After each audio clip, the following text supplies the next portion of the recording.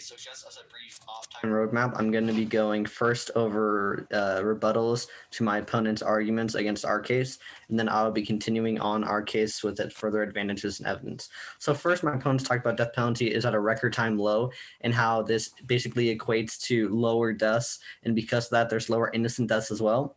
However, just because it's a record time low doesn't necessarily mean that it's more guilty being killed rather than innocents. Just because it's lower, that doesn't mean that it's all guilty. There's still some innocents being killed, and because of that, we need to abolish the death penalty because one innocent death is too much. They were also talking about the government must do all they can to put in place a deterrent against criminals, and they read a card specifically that goes against our card that said, basically, when there was no death penalty in certain counties and states, there was lower violence, but they had a card that went against that. I asked them for their evidence, and that's in 2007, which, may I remind you, is 13 years ago. Locking changed in 13 years. And they were talking about how U.S. intervention is possibly bad when the U.S. In past historical times intervened for human rights and how it made the situation worse. We aren't arguing that the U.S. should go to China and Saudi Arabia and completely overthrow the government and make women and men equal. We're just saying that we should abolish the death penalty to establish an example for future countries and their societies as well. Further going on, Sophia asked a question during cross-examination that was about how we would go about setting an example would change ideologies and societies of different countries. So it's about what the people's notions and ideas are about their society works. We have to set an example for them to have hope and motivation to change their society for the better. We're not going to be influencing the government directly. We're going to be setting an example for people of countries like Saudi Arabia and China that have horrendous human rights records to look at and strive for. One example would be the Hong Kong protests that are going on in China currently. And they have been for the past several months because they want change. They want to have a government focused like the American democracy because they believe it works. And Sophia also said that the government is doing what they can to get less innocent death row convicts put on death row and like have innocents taken off and overthrown by the highest court in the land. But she said specifically, the government is doing what they can. The government doing what they can doesn't mean that it's the best possible choice of route. As we've seen in the past, the government has kind of had a sideways, long approach to things when they should have an immediate and effective solution, like banning the death penalty right now, because it would lead to more innocent deaths as long as it is still in action. So those are all my answers. I will now be going on to further read our evidence. International law is crucial for human survival. This is Robinson 2018. Violations of international law need to be taken seriously if the international law is very recent and very fragile.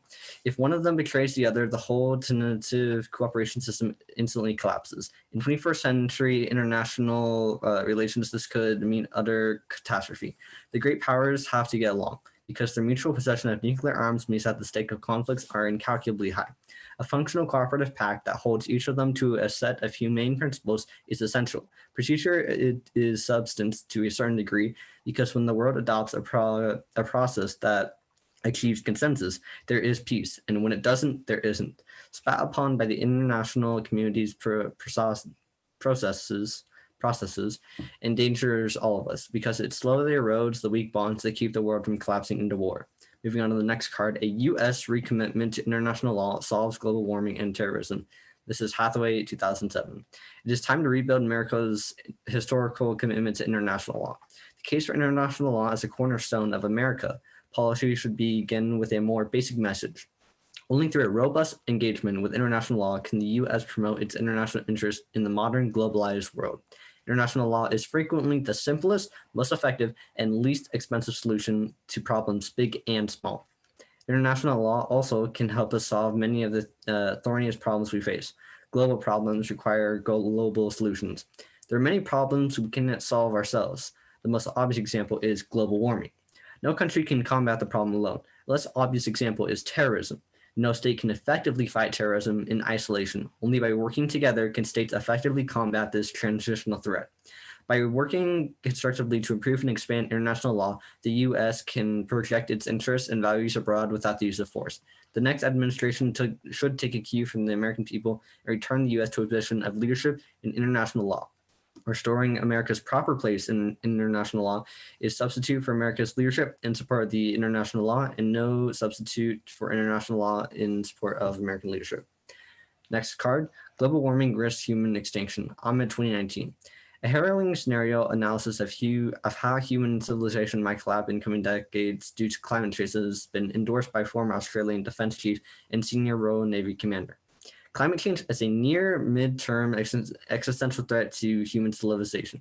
Climate change as a near to midterm existential threat to human civilization. You just repeated the thing twice. I'm sorry. The paper argues that the potential extreme serious outcomes of climate-related security threats are often far more probable than conventionally assumed.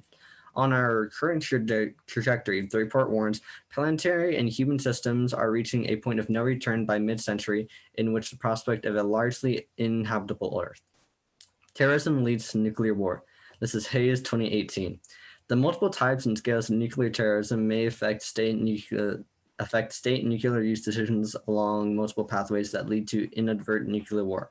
Early warning systems fail or are tripped in ways that lead to launch warning accidental nuclear detonation. Strategic miscalculation, crisis decision-making failure. A non-state actor nuclear attack and a catastrophe interstate nuclear exchange are not necessarily separable. It is just possible that some sort of terrorist attack, especially inactive nuclear terrorism, could reciprocate a chain of events leading to a massive exchange of nuclear weapons between two or more of the states that possess them. Moving on to our third advantage, soft power.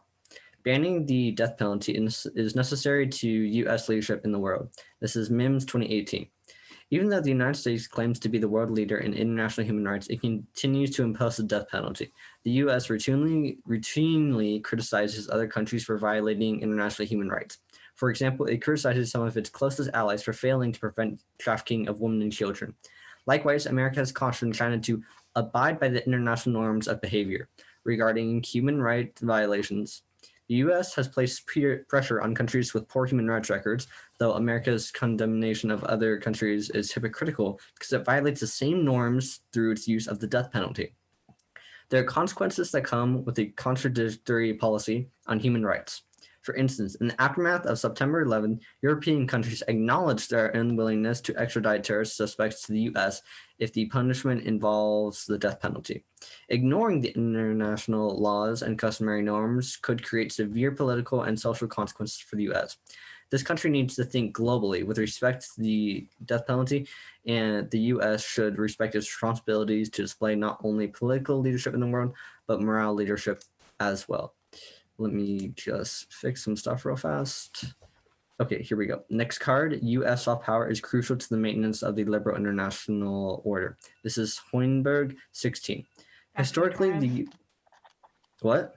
That's your time. Oh, sorry, maybe it was a little bit off for me. I now sent open for cross-examination. Okay. Before I start, is there anybody that is not ready? Okay, great. Starting now. Okay, the first question that I had is you were talking about saving innocent lives. Do you have a stat on how many innocent lives are lost in regards to false accusations on the death penalty? I do not have an accurate head count on how many are lost because, okay, as you that's said, all I needed to hear. The next question, if I can move on to my next question super fast. Next question I had is, what is the recommended sentence for people who are on death row right now, such as for crimes of murder and rape, if you don't want to do the death penalty? An alternative would be prison for life. Okay. Okay. So you said basically in your case that if the United States repeals the death sentence, it would kind of be a leader in human rights across the country, and other countries would toe the line. Is that kind of what you were saying? It was an example that other countries would possibly follow suit. Yes. Okay. Can you give me an example of another country following suit with the United States in a human rights? Really fast to extend on that question, actually. You were talking about, as a matter of fact, how we would set an example for other countries. However, we can look at other examples of like abolishment of lynching as one of the methods of the death penalty, and how other countries are abusing that. And obviously in the United States as of 2015, gay marriage is legal, but in Saudi Arabia, they are crucifying gay men. So how do you think the United States is setting an example? Well, like I said when I was addressing your concern on this, we're not going to be changing the governments directly and how they operate. We're going to be changing the ideals of how their people think and have an example for them to follow suit and But can you hope give us for an and strive actual for. example of people actually following, like towing the line of the United States in human rights thing? Sure, like I said, Saudi Arabia recently passed a law that allowed women to go to soccer games, which is Yeah, but But that's in a in matter Saudi of like Arabia? women's rights, not in a matter of, let's say hypothetically, the right to live. Regardless of women being able to play soccer, they're still crucifying gay men and killing white people. In the So United how States, is this setting a precedent? in the United States, it became legal for gay marriage to happen. Has Saudi Arabia towed the line? Well, they're showing some progressivism, so But have they towed the line? Yes or Moving no? on anyways to my In the next past question. 4 years, no, they haven't. Thank Okay, you. moving on to my next question. You had mentioned that your case was going to be solving for terrorism, nuclear war, and global warming, right? It was more of an example. Okay, and this is all under the assumption that the United States has influence in these countries, correct? Because you're talking about how you're going to solve these by collaborating with other countries and a means to solve this in a more efficient and a more global way. But that's all under the assumption that the United States has influence in the sense that we're going to be able to persuade other countries. Is that correct? Yes. Okay. That's all we have for cross-ex. Also, just for clarification, super fast, the card that you mentioned, I can like email it to you. Do you want me to do that after the round? The one that I was talking about, how it directly heads on. Yeah. Go All against, right, it's fine. Yeah, if you could just. Jack, do you want to take some prep time? Yeah, sure. Okay. We'll mute in here and talk in Discord. Okay.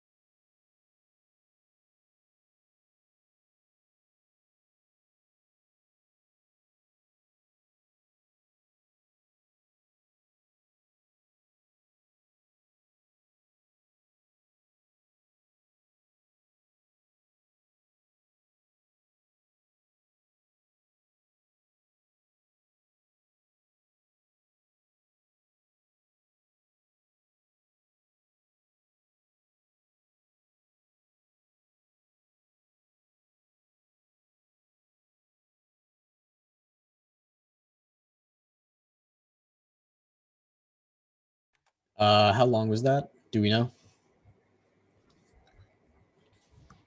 Okay. So your guys' time should have been, you know.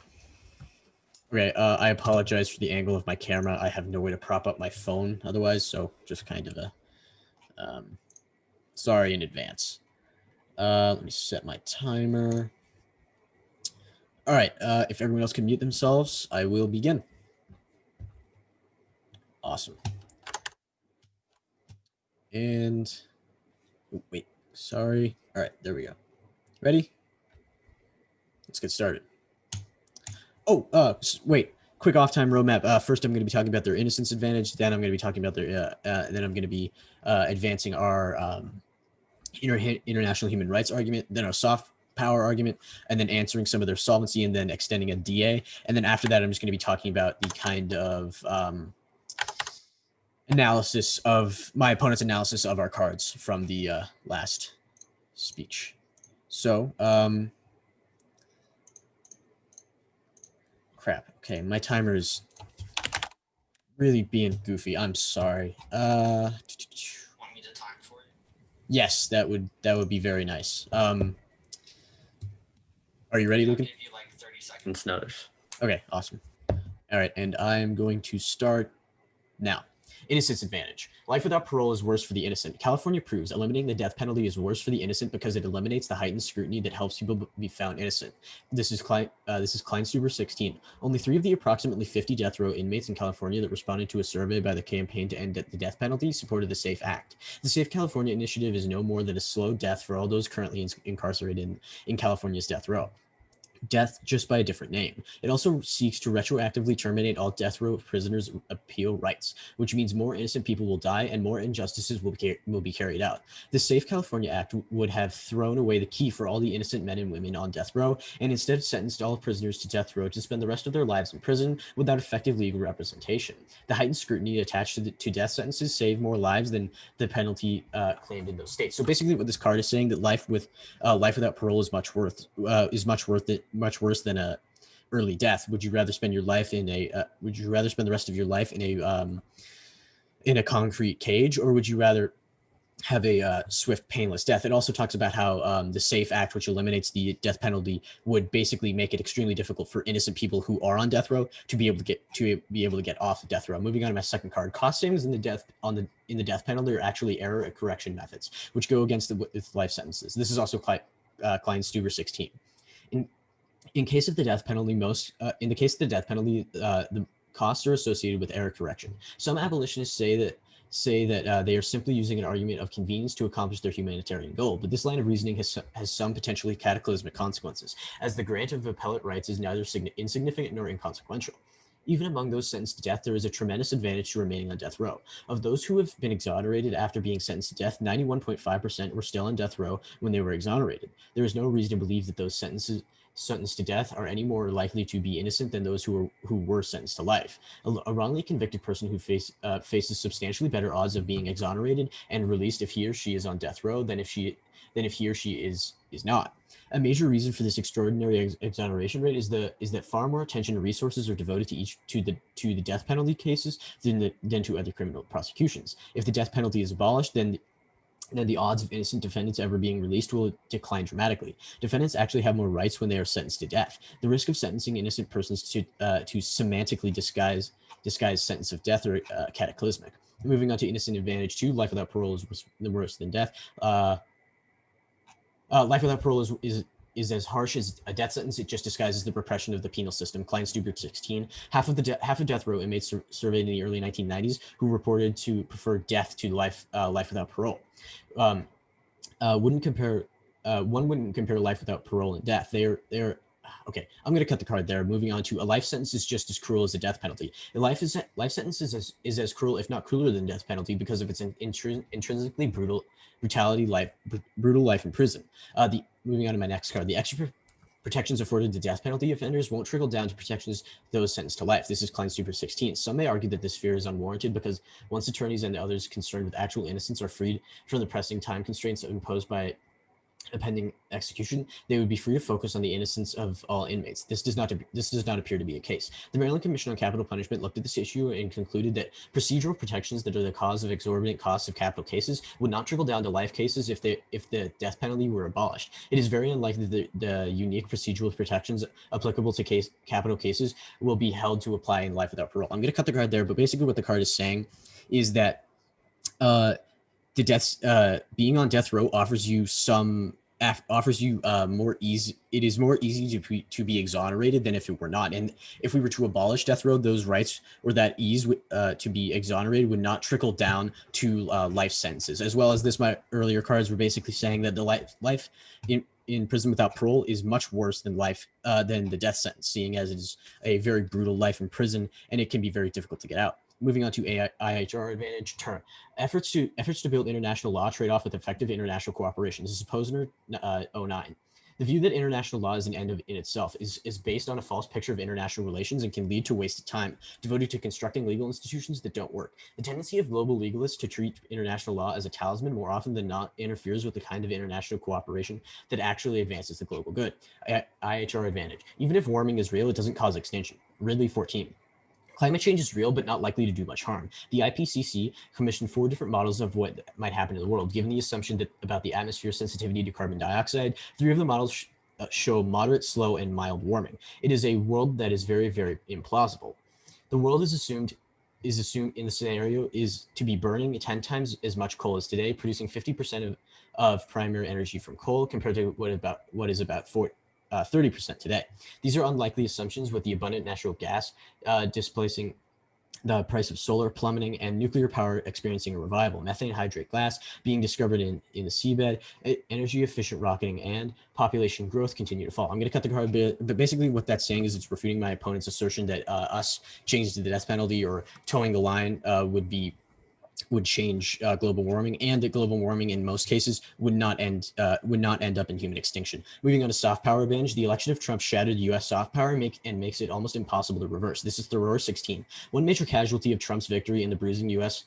Presidential election is America's soft power around the world. It is a development that will be difficult, perhaps even impossible in reverse, especially for Trump. America's culture and ideals are set the bar for others. Trump's ascent to power has shattered that image. It has exposed tendencies the world never used to associate with the U.S.: xenophobia, misogyny, and selfishness. The story of America told in this election has deeply diminished soft power that the U.S. evokes. Fear trumped hope. The American dream became the world's nightmare, and the demons released, echoing in the widespread reports of racist taunts by Trump's supporters, will taint everyone else's perception. Moving on to solvency, the U.S. Supreme Court and the U.S. Constitution are having declining influence on other nations. Versteeg 13. For some time, scholars have considered the U.S. Constitution as the world dominant model, but a growing number of voices are questioning the notion that America's constitutional hegemony, with attention focusing on the declining importance of the U.S. Supreme Court precedent in foreign judicial decisions. We find that evidence that the U.S. Constitution's sway on the global model are dwindling. The basis of that analytic was set of the world's constitution. I'm going to cut the card there, but basically what it's saying, it's refuting my opponent's assertion that if America does something to aid in humanitarian rights, that other countries will toe the line. It's what it's saying is that the American way of life is having less of a sway on the average other countries' way of looking at things. All right, moving on to another death sentences are rapidly declining there now. Garrett 17. Death sentences in the modern era in the U.S. have become increasingly concentrated in a small number of countries. I'm going to cut the card there. I just want to get that on the flow. Moving on to election DA, the Supreme Court will be a key issue in the 2020 presidential campaign. This is Stern 19. Multiple transformative decisions will come down in June, thrusting the court into the middle of the 2020 presidential campaign. Okay. I just wanted to get the DA on the flow. So moving on to what my opponents talked about, they dropped. So we read a Trump soft power card in our 1AC, and that our 1AC, 1NC. You know what I mean? And they dropped that argument, so it should not be considered on the flow as well. My opponents are talking about countries like Saudi Arabia towing the line when it comes to things. So countries like Saudi Arabia would not follow the American example of abolishing the death penalty. America has equal rights for women. However, Saudi Arabia does not. Did they follow the example? Are they towing the line? No, they march to their own beat of the beat of their own drum. Time. Okay. Yeah. Cross right now. Yeah, we can squeak it in real quick, but then we're gonna end the Zoom. So let's go now. Okay, great. So can I have your link for how life without parole is worse for innocent people rather than the death penalty? What do you mean by link? It is worse. Okay, so basically what it's saying, that if you were to spend your life in prison, imagine that you were given the proposition of spending the rest of your very young life in prison with people that are extremely brutal and sometimes very poor circumstances. Would you rather, instead of doing that, would you rather be sentenced to death? In most cases, so you're saying that innocent people serving this would be bad, right? What? Innocents being punished for a crime they didn't commit is bad, right? No, because we already talked about in our previous speech that if anything, people that are on death row and can't necessarily be proven 100% that they are guilty are being let off death row. So regardless, we can confidently say that the number of innocent people that are going to be affected by the death penalty is dropping. Okay, and we're also not talking about to have a deterrent for these criminals to not commit these actions, right? Yes, but we're also talking about, I'm not talking about innocent people. I'm talking about people that are actually are spending their lives in prison.